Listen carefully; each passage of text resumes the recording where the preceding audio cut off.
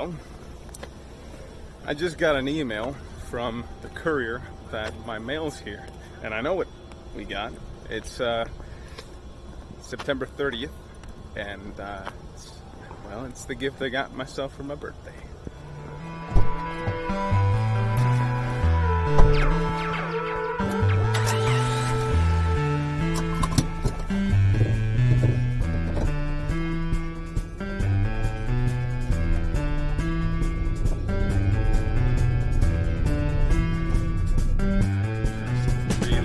Really excited to get to this. It's here. And it's finally time.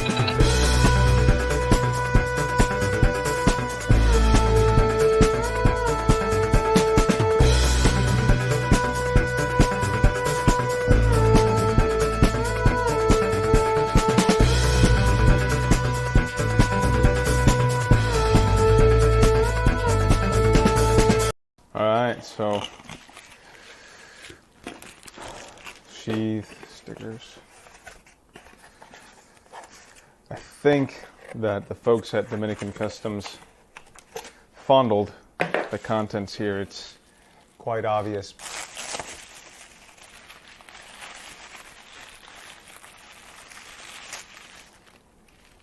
Whoa, that's light. And I say that because obviously I have an Aurora already in camel bone, and that one is quite weighty. But this one is yeah, Scandi's lighter, but that's mostly because it's made out of wood. Wow.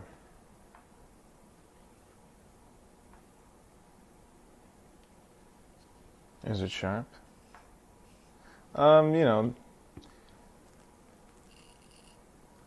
yeah. I think that this could use a little bit of stropping, touch it up a little bit, but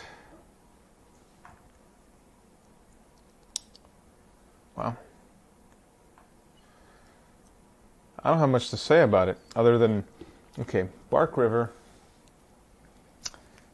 is one of those companies that just is in the limelight for the right or wrong reasons, but never somewhere in between. Usually, people have complaints about quality control. I think that's more of a fit and finish complaint. Take a look at my generic Aurora. It looks stunning on this side. The grind is perfectly ground. The bone is beautiful. But then we switch it to the other side, and it leaves something to be desired when compared to this one. And that's just something that's going to happen with handmade knives. But this Aurora Scandi, I think, aside from not coming as sharp as my other Aurora, it looks almost perfect. I think it is perfect. I think they nailed this one. Actually, man, you know, I got the bone. I really wanted this Aurora Scandi when I initially bought the Saber Aurora, and what really ended up happening is I just was impatient, and I bought the coolest Aurora that was available at Knives Ship Free. They had the A2 Scandi available over in DLT, I think. Maybe it was Knives Ship Free, but it doesn't matter. I didn't want A2. I wanted a Super Steel because reasons, right? A bit of a jerk who wants Super Steels. And I got this. I was fairly disappointed that the handles were flat, not gonna lie.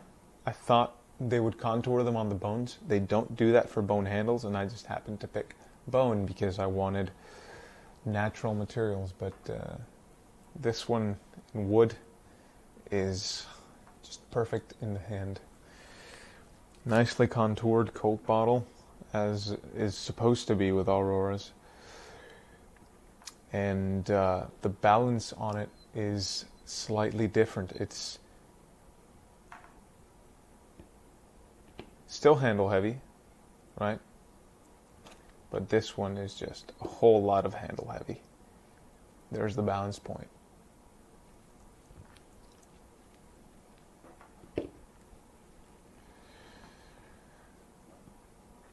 Oh. Happy birthday to me, huh? Stoked. Let's take a look at that sheath.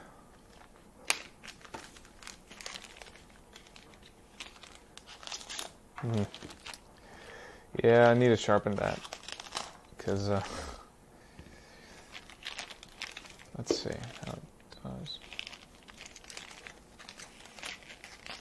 Alright, it's not bad, but certainly not as sharp as it can be. Yeah, these are always a bit of a treat when they're fresh. I like this design a little bit more than the other. This one is always right-handed, and you have a tendency of cutting the belt loop. But the folks at Bark River just realized that having another layer where they can have their belt thing going on, they have various different straps. I think that is the smart way to go. That way you don't have any seams going into the leather that the knife can cut. Very well thought out, especially compared to previous designs. Got to be careful here at first, but not gentle, just careful. You have to be a little rough on it. There we go. Work it in there.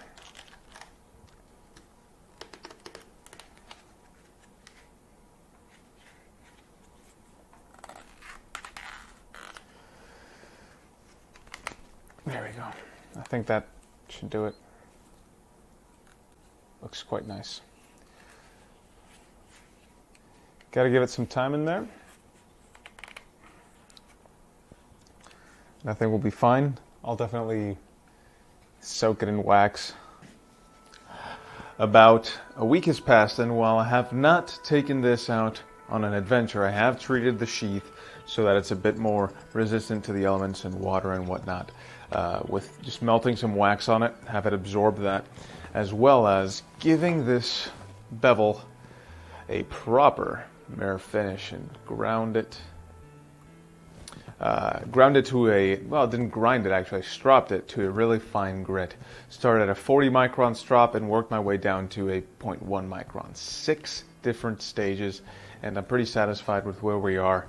And I'm excited for what for the adventures I'm gonna take this knife on. It's a beautiful work of craftsmanship from Bark River. This is my 3rd knife from them, and this one is possibly the closest one to perfection yet, and I'm super stoked about that.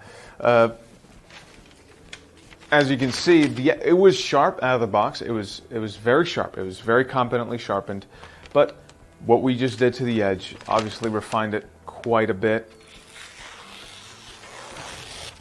And those of you who know that a really sharp edge just cuts through paper like it's whispering through it. And I'll admit, I might need some refinement. There could be some micro snags here. Yeah, right in the belly. I could refine it a bit more. There's some teeth from the original belts, but I'll work that out. What else can I say? I'm really excited to use this knife, and in time, when I have enough time behind this one as I do with this one, I'll make a video for it. In the meantime, I'll be creating a video about the regular Aurora that I've had for quite a while now, and I'm fairly comfortable telling you all about it on camera and not looking like a jackass, which I already am. Not to be confused looking like one and being one, but I can't wait to take this on some adventures. It's the Bark River knife I wanted from the very beginning. I'm just so glad to finally have it in my hand, and I can't wait to take it on some fun adventures.